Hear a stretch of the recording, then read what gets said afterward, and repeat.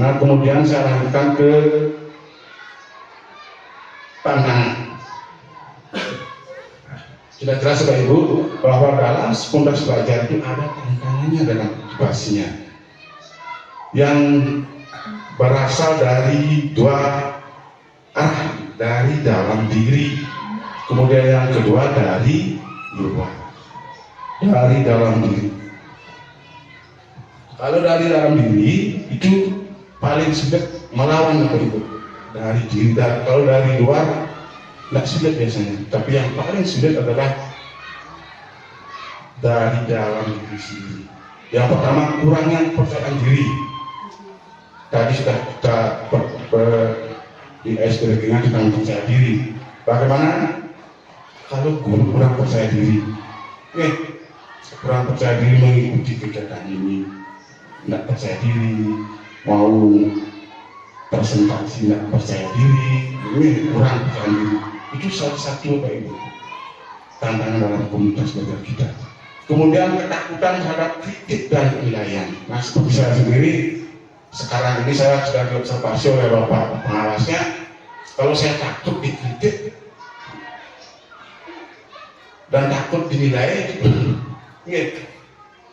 nanti saya pasti mohon arahan kepada Bapaknya, berikan saya masukan arahan untuk lebih baik lagi. Pasti saya setuju. Itu meminta kritik dan juga tidak takut dinilai Bapak Ibu. Kemudian kesulitan dalam mengelola waktu lagi-lagi ini, karena kita selaku masyarakat Bali yang kental dengan adat, agama, dan budayanya itu sangat sulit mengelola waktu Bapak. Jadi bagaimana kita mulai sekarang belajar mengelola waktu, memanajemen waktu dengan baik. Kemudian ada stagnasi. Stagnasi ini artinya apa ya? Zona nyaman. Jadi nyaman berada di posisi kita saat ini, tidak mau keluar dari zona nyaman. Maksudnya pelatihan tentunya, pelatihan tentunya. Kemudian ditugaskan, misalnya saya ada kesibukan mewakili saya, misalnya rapat nggak mau, takutnya karena itu namanya zona nyaman Pak Ibu ya, zona nyaman. Artinya nyaman di posisi ini, padahal itu berbahaya Pak Ibu. Untuk apa? Untuk kita ke depannya itu sangat berbahaya. Coba Bapak Ibu misalnya segala sesuatu yang berkaitan dengan pengembangan profesional kita ikuti aja dengan santai nanti, tapi ikuti, nggak serius ikuti. Nanti dampaknya, manfaatnya itu kita rasakan sendiri.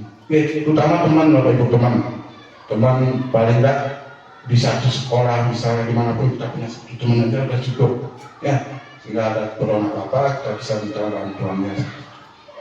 Kemudian kurangnya motivasi dan fokus. Nah ini tapi dari dalam diri mungkin yang usia-usia yang udah mau menjelang pengabat tidak apa-apa nggak apa-apa. Mungkin yang usianya masih gecek ini harus berani keluar dari semuanya. Nah mudah-mudahan nanti di angkatan 13 selanjutnya dibuka lagi guru penggerak untuk provinsi Bali-nya nih, saya mohon mungkin 3 orang guru saya harus ikut. Ya. Kemudian dari luar umumnya karena kurangnya dukungan swadaya dan partisipasi lingkungan sekitar, itu dari luar. Yang saya tekankan di sini adalah dari dalam. Nah, ketika kita menemukan suatu kendala, tapi yang trennya sekarang bukan kendala, sengaja saya tidak tulis kendala atau hambatan, saya ganti dengan kalimat positif Bapak Ibu, tantangan, soal menantang kita, itu tantangan bagi kita. Tantangan dalam aktivasi belajar. Nah mungkin Bapak Ibu selesai tantangan ini kita akan melakukan rehat sejenak, lepaskan beban. Sama seperti di kelas Bapak Ibu, kalau murid rasanya lebih dari 1 jam punya bla ngomong bisa mulai kan gitu, rehat sejenak. Jadi Bapak Ibu di sini sudah luar biasa. Tiap hari Kamis kita melakukan GSS, gerakan sekolah sehat, terutama dalam sehat jiwa, sehat mental dengan yoga biasa. Mudah-mudahan itu terus berlanjut kepada guru-guru kami. Mungkin yang bertiga itu silakan berkira boleh nih siapa yang mau memandu tentang kegiatan BSS yoga ini, yang silakan. Nah sekarang coba lepaskan beban Bapak Ibu, lepaskan beban, rileks saja Bapak Ibu. Tangan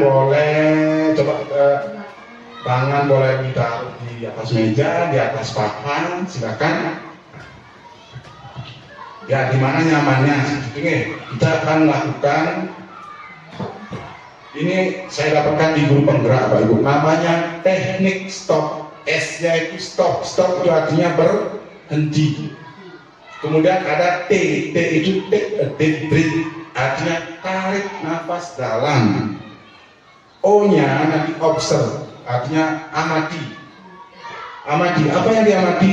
Amatilah nanti udara atau oksigen yang masuk melalui hidung, kemudian sampai di paru-paru, sampai di perut, tahan sebentar, hembuskan karbon dioksida atau CO2-nya. Oke. Nah, lakukan itu sebanyak 3 kali atau 5 kali. Nah, itu bisa digunakan di kelas Bapak Ibu, ketika Bapak Ibu mengajar murid-muridnya, sehingga rileks jadinya. Nah, siapa Ibu nih? Saya pandu Pak Ibu.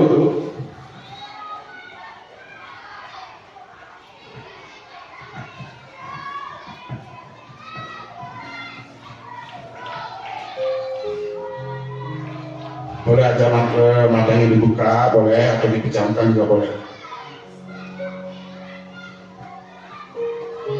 Silakan tarik nafas melalui hidung. Rasakan Bapak Ibu, rasakan, amati oksigen yang masuk ke tubuh kita. Tahan di perut sebentar saja dan hembuskan karbon dioksida melalui mulut. Lakukan hal ini sebanyak 5 kali.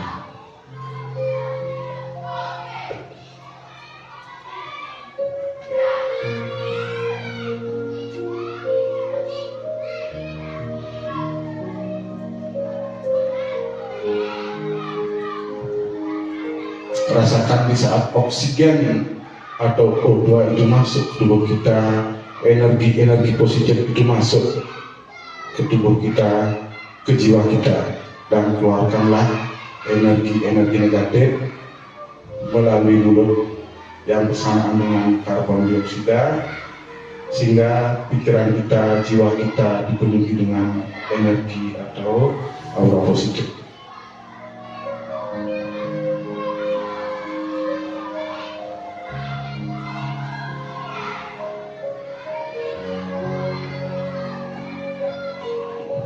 Oke, silakan Bapak Ibu selesai.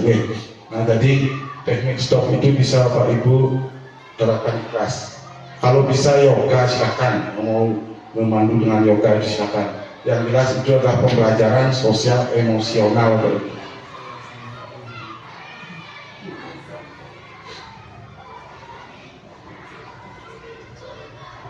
Nah setelah kita melakukan teknik stop tadi, kita akan berupaya sekarang menemukan sebuah solusi dari tantangan itu. Tantangan dari dalam dirinya tadi kita temukan atau diskusikan solusinya. Yang pertama, menemukan kepercayaan diri. Gimana menemukan kepercayaan diri? Ya harus yakin dengan diri sendiri. Ini jangan jangan tidak pernah yakin dengan kemampuan diri. Ingat, kita diciptakan oleh Tuhan adalah unik. Tidak akan pernah sama dengan orang lain, Bapak. Tidak akan pernah sama. Masing-masing mempunyai kekuatan kodrat yang sudah dari atas dari Tuhan. Makanya tumbuhkanlah rasa percaya diri. Kemudian bersikap terbuka terhadap kritik. Nah ini jangan tertutup dengan kritik. Baru ada apalagi yang kritiknya membangun, itu luar biasa untuk kemajuan diri kita. Kemudian manajemen waktu dengan baik. Tapi saya kira rekan-rekan yang semua di sini sudah mampu memanajemen waktu dengan baik. Terutama yang cewek-cewek dan romangku juga.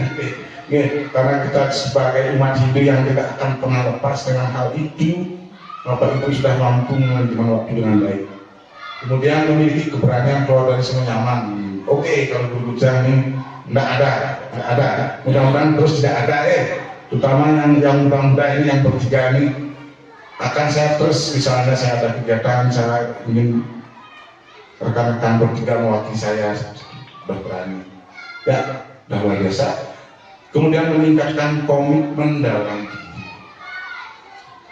dari diri sendiri itu perlu motivasi dari diri sendiri itu sangat perlu, ditambah dengan motivasi orang lain seperti misalnya pacar, aja seperti misalnya bagus pacarnya memberikan motivasi pasti tambah semangat bagusnya. Kemudian motivasi suami istri keluarga ini juga sangat penting. Kalaupun misalnya yang sudah berkeluarga, coba misalnya suami atau istri tidak menunjukkan perasaan kita agak beban juga nih, tidak setuju, coba dikasih aplaus, dikasih dukungan, pasti kita tambah semangat. Kemudian dari luar, ibu dari keluarga harus ada di sana dan perasaan pendukung dan dukungan dari berbagai pihak. Tapi di sini saya kira dukungan dari luar itu luar biasa. Partisipasinya mudah-mudahan terus berjalan ke depannya lebih baik.